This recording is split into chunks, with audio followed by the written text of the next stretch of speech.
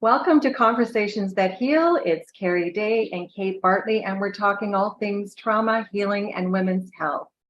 I would just like to say also our main goal here is looking at how trauma plays out in the body, normalizing it, and healing. Although Kate and I have some differences in our niches, we both typically feel the source of our pain and how we heal are often very similar. It's having an empathetic witness, getting the support and healing that counts. So before we start today's conversation, I would just like to quickly recap and add to our last conversation, which was about trauma being a result of an overwhelming sense of danger, powerlessness, and fear. And that healing is a result of feeling safe, empowered, and supported. We mentioned how the same trauma can affect two people differently, and both agree that it depends so much on what foundation we had to start in life with. And it is less about what happened to us and more about who is there to support us before, during, and after that overwhelming experience. Mm-hmm. And that little t trauma, such as bullying, is not such a little thing because so many commit suicide over this. So just want to point that out. Loss of a pet, a significant relationship, or emotional abuse are a few of the main ones and are very difficult to go through. Let's just jump into today's super important conversation that's so dear to our heart, and it's on secure attachment. Mm-hmm. Kate, what would you like to share about some characteristics of secure attachment? Yeah, thank you. First of all, I just want to say how powerful that first statement was, just clarifying what trauma is and what healing looks like. That was a powerful picture. Yeah, I love it. Yeah, when I think about secure attachment, as I was reflecting on this, I'm reminded of how grateful I am for the work and where I am today versus a lot of the insecurity that I was feeling earlier in life in different stages. Yeah. But I think what I see in my own life and others is this ability to feel safe and close to people, even when they're far away. That's been a huge change in my life. Yeah, I've got kids living overseas and going off and places like Iraq and different things. And there's this newfound safe and feeling so close to them, even though they're miles apart. And I think that's a sign of secure attachment. Yeah. Being able to seek comfort and ask for help and support when we're scared, I think is important.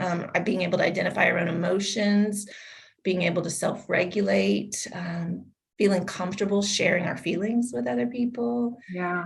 One of the big ones I also thought of was just having this supportive inner caring voice. Like instead of an inner critic, we have this supportive inner caring voice, having a strong self-esteem, where we feel like we matter and we're known. Yeah. And the other big one that stands out for me is interdependency. I know for me and many of my clients, we might have grown up very self-reliant and independent. And so that's where it can be very difficult to bring in the support that we need. And so this getting back to this place of interdependence, I think, is a sign of secure attachment. Yeah, for sure. Yeah. Some characteristics in children are also for children, right? Signs of being security attachment are emotional regulation, distress tolerance, impulse control, mental flexibility, confidence in and capacity to repair, and empathy. So those are all signs as children that show those things, right? Yeah, and those ring true for us as adults, I think, as well. Along the lines of empathy, when I was thinking on that, I think it's more of an even expanded ability to empathize, to be emotionally available, but from a more less maladaptive place. Does that make sense? Yeah, for sure. Yeah. Good stuff. Anything else you want to add to that? No, the only other thing that comes to mind, I think, is just, and as we talk about this model that Jesus showed, that just where we're able to set healthy boundaries, we're able to step back, we can be separate, but still belong. We can pull back, and we can also be emotionally available. Does that make sense? Yeah, that's really good. Mm-hmm. So when we didn't get secure attachment, it means co-regulation didn't exist, really. And it affects our health, relationships, and our lives tremendously. So what would you like to share with that? how it affects not having it. Yeah. If it's okay for a minute, I wanted to share something because I think this is a really Sure. powerful imagery of what secure attachment is and isn't or doesn't look like. This morning I was walking with my husband, and as we were walking, I started to like sway, like I was weeping in the road. And he said to me, Kate, like, what's wrong with you? Why can't you walk straight? And I said, I think I was just weaving over to you because I saw you pull over to let the dogs sniff the ground. And so my body just weaved to follow him like magnetically. And he said something to the extent of, well, you need to like stay the course and, you know, your magnetic pole needs to flip or something. I'm like, okay, well, that is one of the byproducts, I think, for me of insecure attachment earlier in my life, where I'm drawn to other people to find my bearings and to have my course, right? Like it's hard for me to stay directed on my own goals and my own path. And so coming back into a ability to keep going in self-leadership is a sign of secure attachment for me versus the Yeah. so I thought that was good, because then you just observe that, right? So that's yeah. So go back to your question now. I'm sorry. no worries. Good. Thanks for sharing. What else? The other thing that I thought of is just this model of what I'm seeing in my, so I have my first grandbaby was born about a year ago. She's 1 now. As I watched my daughter and her and that interaction, and now that I know so much more about attunement and attachment and what that's supposed to look like, and even as a pediatric physical therapist, you know, I saw the power of attunement and attachment and what it looked like when they didn't have that in place, you know, and the clinging and the difference in the fear and the uncertainty. But to watch that unfold between my daughter and my granddaughter, and seeing that when we feel securely attached, we can cry and reach out and express our need and ask for, you know, without any shame, right? Like it's just, I need you, right? And to be held and supported and secured in that, and to be able to relax, and then to feel so safe in that we can go off and play and explore without worry about what anyone's thinking of us or anything, right? And I thought that's a beautiful example of what it's supposed to look like. And then over time, we start to lose that sense of security sometimes, and start to create some maladaptive survival strategies. Yeah. So true. So true. I know, like as for a child, an unpredictable caregiver, because you're speaking about how, you know, it is, how it should be. But when you don't have that and there's an unpredictable caregiver, it's traumatic for the nervous system. And if someone is, say, one day they're relaxed or chilled, but then other times they're going off the rails, it's even worse for the child. You know, having that inconsistency really affects one. And don't you think it's this matter of knowing that a loving, like we were talking about having a witness, right? Like that loving presence is there with us, orienting toward us, responding to our emotional cues. And that's the environment which this secure attachment we're talking about is fostered, right? And you know, recognizing that this isn't about you know, blame or anything. It's just recognizing that a lot of parents, even us possibly as parents, you know, if we're struggling with our own mental health things and we're working on things that we're, you know, are trying to come back into secure attachment ourselves, and or there's stressful life circumstances, a lot of times the children are left without that presence, without that loving witness, somebody responding to their cues. And it's so important for development and our health. Yeah. And yeah, you know, I'm glad you mentioned that. I mean, there is no shame here. It's not about judging and blaming. That's super important. I like to bring that up.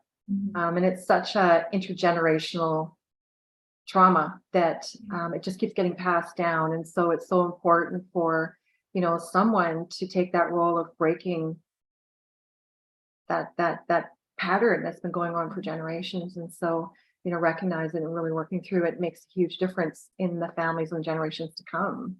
It's a very huge role if someone's doing it. It's beautiful. Absolutely. Yeah. So, and when they're not available and are unpredictable or dangerous, what happens is we self-regulate, right? Which is the opposite. We're supposed to co-regulate first and then from there, we build capacity to self-regulate. So when it happens in the wrong order, we do it out of survival, because we're just children and we don't know the right way, right? We haven't learned that yet. And that's where self-soothing comes in and addictions come in. So that's another whole ball game, and which is very sad. So many people in society are dealing with that, right? Because they didn't have a secure attachment. So would you say that a form of self-regulation would be, this is a pattern I saw in my own for myself, and I see in many of my clients, is that in order to try to gain secure attachment or attachment, we begin to use patterns of overgiving or people pleasing or things like that to try to get our attachment needs met, right? And that is a form of self-regulation. Yes, like absolutely. And then and that's why we see, I think, when we're not in a place of service, we're not in a place of, dare I say, power, right? We find ourselves in a health crisis or somewhere where all of a sudden on the receiving end and in a vulnerable position, all that old attachment stuff comes up. That insecurity goes up like crazy, and because we don't have access to our survival strategies anymore. Right? Yeah, and now I'm a threat. I don't have the attachment. I don't have the love and connection I need to navigate this uncertainty. For sure. Absolutely. Thank you for sharing that. Because as I was going to say is, we don't all go into addictions that way of self-soothing, but there is other forms that we cope in, and spending our life trying to prove our worth, worthy enough, being too nice to everybody, like you said, by never saying how you feel because they may not like how you feel, not expressing healthy anger when someone's crossing your boundaries. Or working too hard to prove you're worthwhile and taking on too much and stressing yourself out. Yeah. Those are all patterns that we do automatically. And you mentioned, some of the other things that happen when we don't have secure attachment. I thought of this the other day just because of the number of interviews I've done this week with women that have gone through medical trauma is that these, like I said, these patterns, or that insecurity is triggered in times of stress, like anytime we're making a career change or a life transition, or children are leaving the home, or something that creates uncertainty, a medical experience, right? Something that creates uncertainty. All of a sudden that old insecurity will rise up in us. And all of a sudden we find ourselves feeling very vulnerable, very lost, very unanchored, right? Not grounded, like anxiety is just starting to go through the roof, right? Yeah. And I think it is, it's that we don't understand the power of attachment and how important it is. And that, so our bodies just have this high alert going, Mayday, Mayday, right? You're not securely attached right now, right? And so I think that's where panic attacks come in, and anxiety and all of those things. Big time. There was something that I read in a book today. Let me see if I can find the quote here. In Hold On to Your Kids by Dr. Gabor Mate. He says, it's the most powerful force in the universe and how much we take it for granted. It reminded me of the scripture, 1 Corinthians, or is it Corinthians 1:17, that says, in him all things hold together. And I thought that's what we're talking about here, that this power of this force of attachment, this force of groundedness, of security, of it's that power of love and connection, right? Yeah, that's what holds us together. What anchors us in security. Yeah, it's so true. The hyper independent, self-reliant, carrying the weight of the world. Developing habits, like you said, worry, anxiety, fawning, people pleasing, becoming very empathetic. And then a big one is abandoning ourselves. Yeah. We do this and it's huge. But that's a big one. One of the positives is being really good at hearing and responding to others.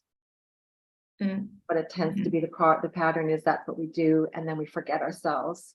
Right. Like we both were listening to Dr. Russell Kennedy, which is the medical anxiety MD, and a friend of mine. And, he talked about how, all those things play out, right? And that it's a splitting of ourselves.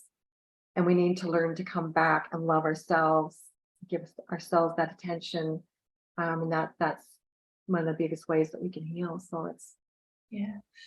Yeah, that's exactly what I was thinking when you were saying that. I think that's the first step for our healing journey, whether we're struggling with a physical illness or trying to get over medical trauma or relational trauma or whatever's going on. I really think that's the first step, is if we know that what we need for secure attachment is a loving witness and attunement, right? To feel seen, heard, and understood, to feel important, like we matter. We can give that gift to ourselves. We can turn inward and begin to go, oh wow, I see you, you're hurting, what's going on? I feel it, and to go into the felt sense in our body, even there, like there's a sense of alarm in you, isn't there? Like, just beginning to tap into that, and turning inward to bring the safety and the comfort to ourselves that we need. Yeah, for sure. We'll go into all of that healing part. In the end, I think it's probably going to be, I think we're going to be ended up wrapping up pretty quick, but in the next episode, we can do the whole healing. Does that sound good? Yeah. And talk about that even further in more depth. Another point that I even thought about too was like in a case of narcissistic abuse, before you label yourself as having insecure attachment, we need to consider whether it's a certain person that's making us feel insecure.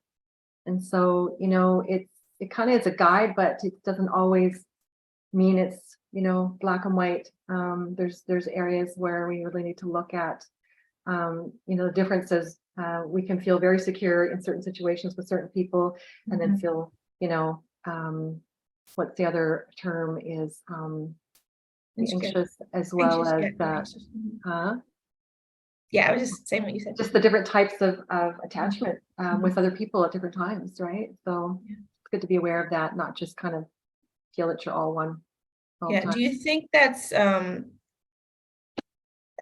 me? I still feel like that's a sign that there's that's hard for us. Like if we're in a context where we have a boss or a spouse or somebody that's bringing up that insecurity, and we can't feel the safety and the trust in that relationship, and absolutely noticing which environments are healthy and healing and which contexts are kind of toxic for us, that create greater stress, that make us difficult for us to be grounded and confident, right? I think there's always a red flag there, knowing that likely started way before that person. But if we're going to be healing, we got to find healthy context, right? We've got to find those healthy supportive spaces. Absolutely. Yeah. Very good. Thank you. And the other thing is, when we didn't get it, you're trying to fix what you didn't get, right? And so then we end up connecting with more unavailable people, and just prolonging, and it's just a cycle that continues and continues. It's kind of fascinating how that works, but we're trying to fix what we didn't get, but we're going to the wrong people, and it doesn't work.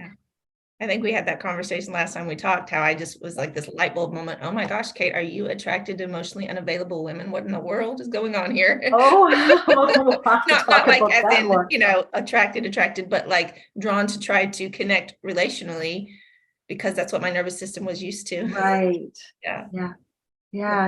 It's kind of crazy when you think about it, right? There's these paradigms that happen. So, anything else you'd like to add to that?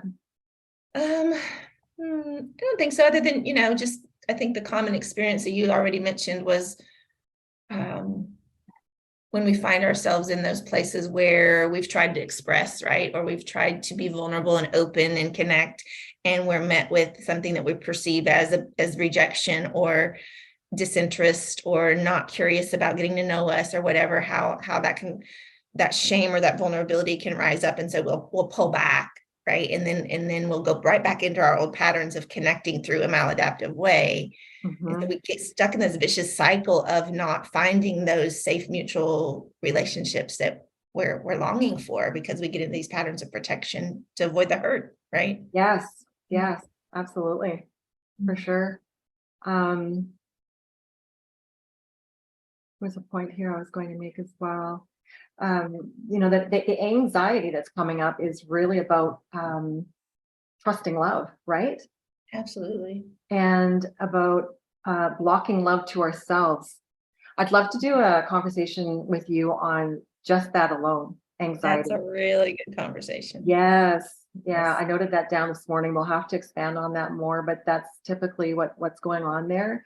Um, Love that we didn't give to ourselves. So when we didn't have that secure attachment, we have this split in our adult years that causes the anxiety and the alarm, as Russ says.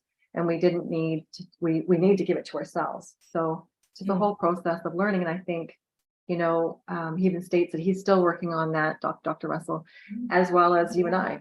So it's a lifelong journey, right? It doesn't just fix itself really quickly. So yeah. Another great resource, Dr. Allison Cook talks a lot about this too in her experience with people pleasing and as an empath as well. And that's very similar insights and understandings there. Yeah.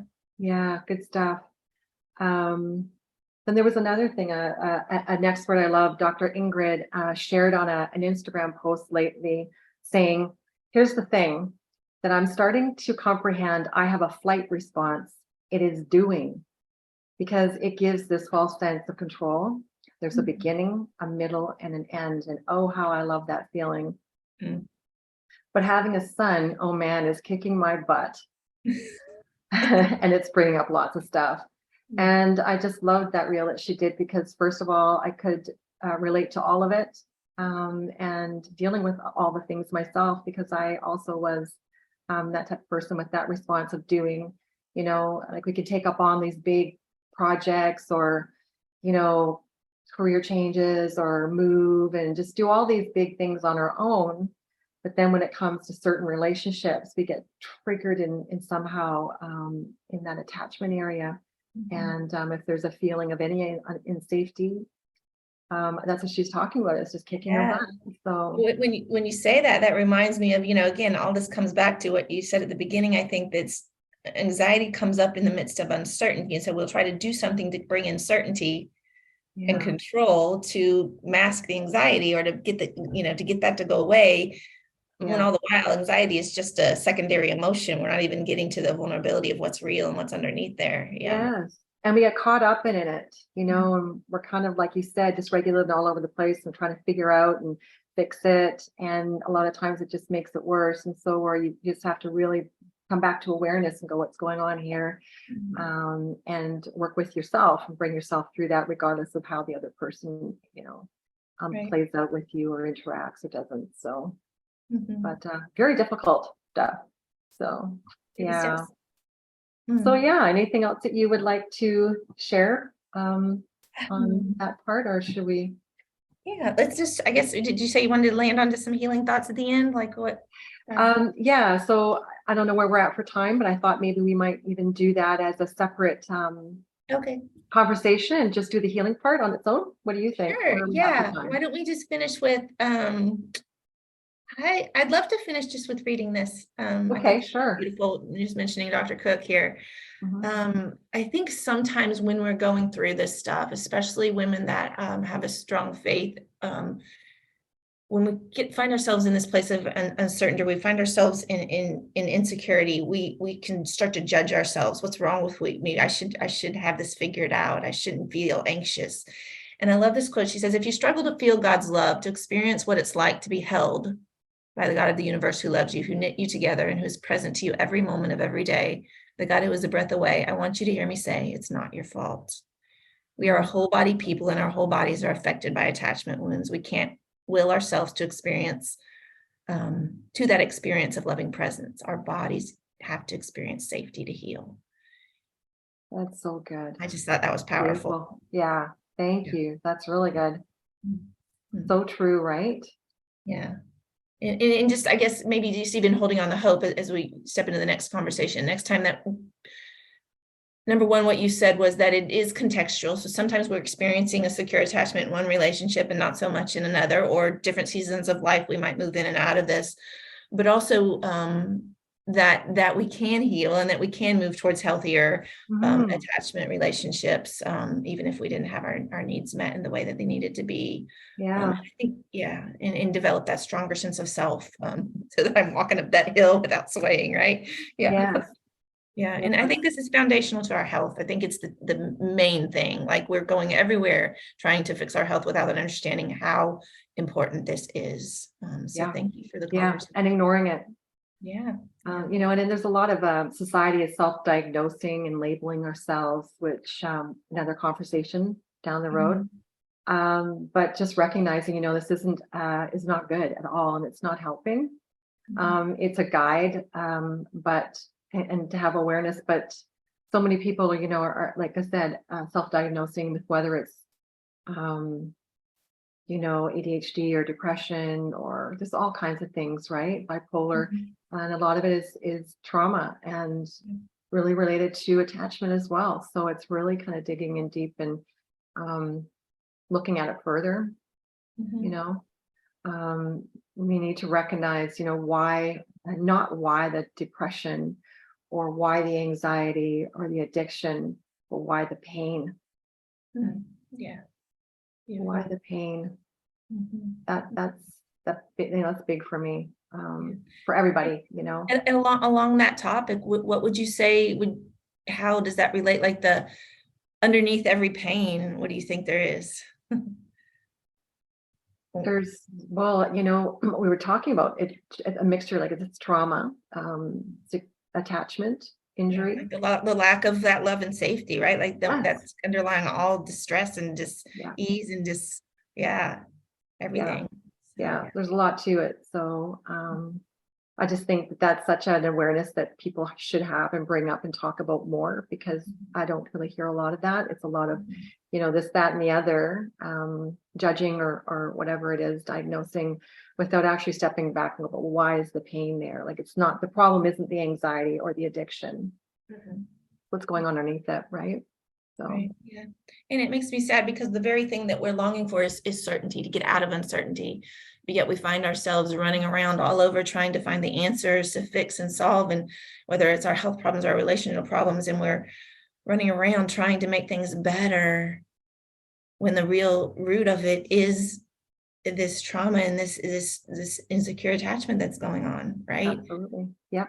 Yeah. Having such compassion and time and patience to give it the attention it needs. So I think we're going to be having a lot more of these conversations on our health, relationships, anxiety, intergenerational traumas, medical traumas, betrayal traumas, narcissistic abuse, and many others. So so be sure to follow along. And if there's any other topics you'd love to have us discuss, then drop it in the comments. Be sure to follow along. Yeah, so I think that's probably it for today. You can find Kate. Where can they find you? My website is She Walks in Wellness. And you can also follow me on Instagram, katebartley.soulcarecoach, or Facebook. I think you can just look me up under Kate Bartley. So. Wonderful. Yeah, and the same for me. How about you, Keri?